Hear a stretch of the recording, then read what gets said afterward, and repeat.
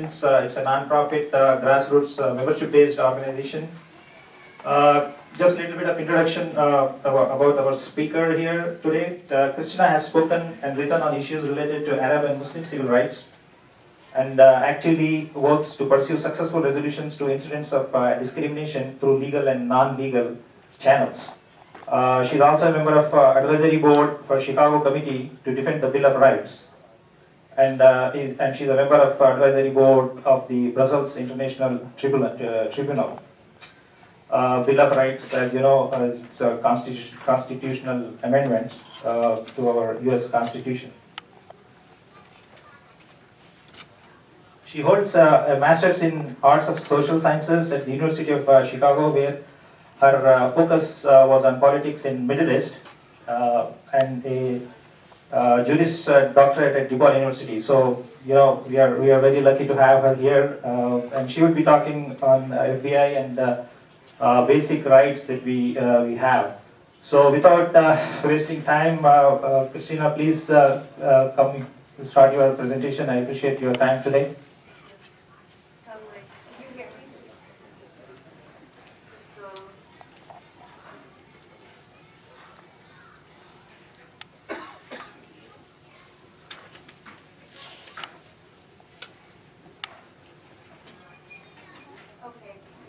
A lot of questions have come up, especially in recent months after the Christmas Day attempt to blow up the airplane, the alleged attempt to blow up the airplane.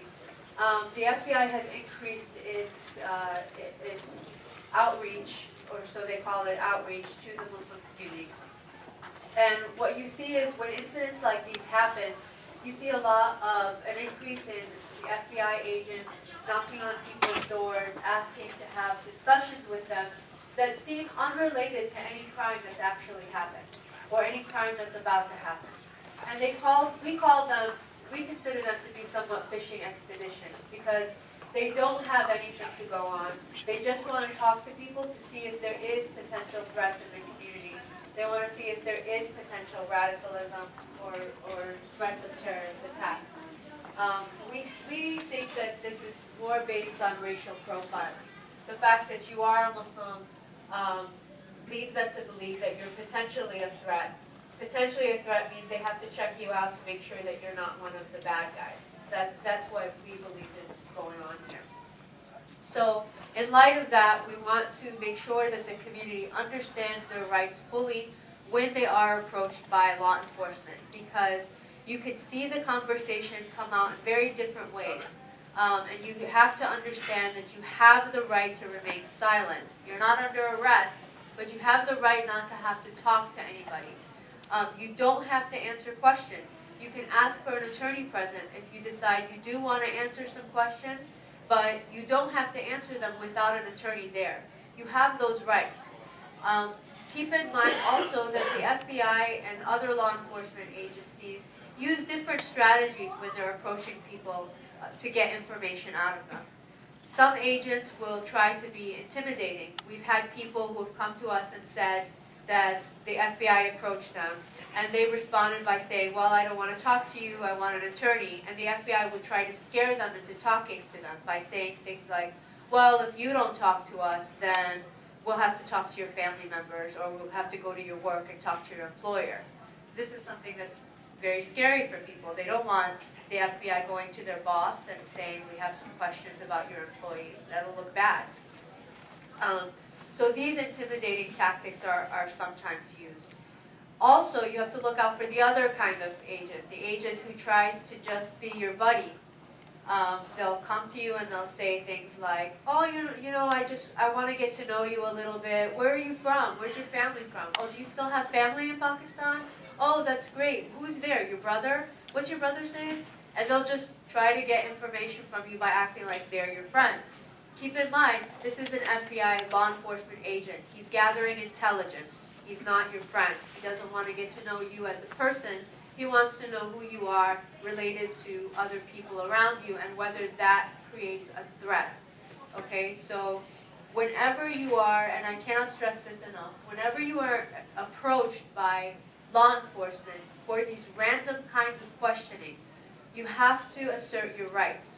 Don't it's so easy to just answer the questions and go along with it. But the implication of doing that, the consequence of doing that is this.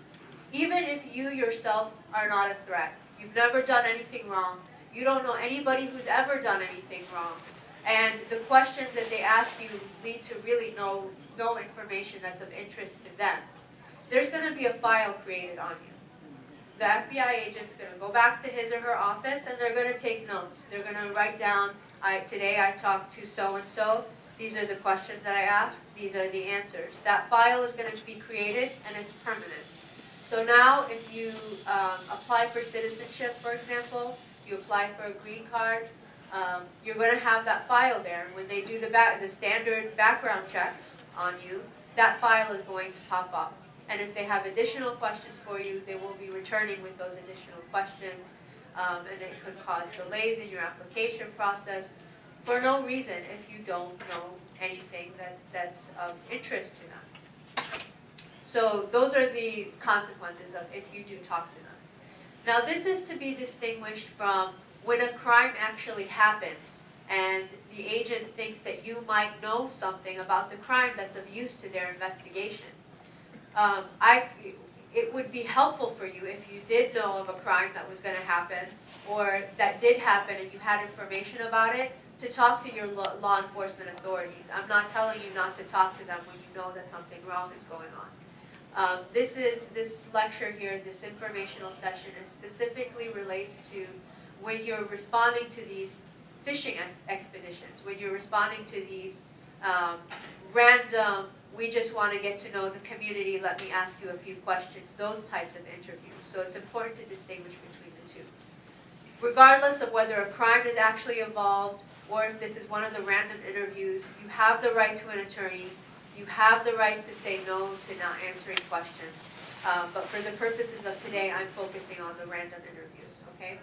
So right now, I'm going to go through this video with you, and it's a very informational video about how to respond to FBI questioning. And the way that you see it happening, the way that you see it played out here, is actually very typical.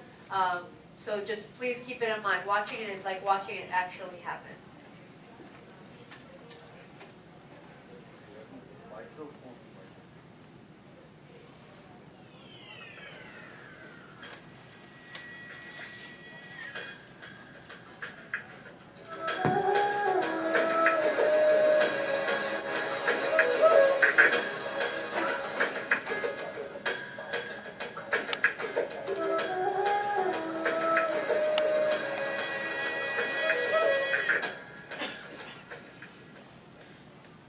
Government's number one priority is to protect us. Those that engage in criminal acts must be stopped and brought to justice. But policing strategies have changed.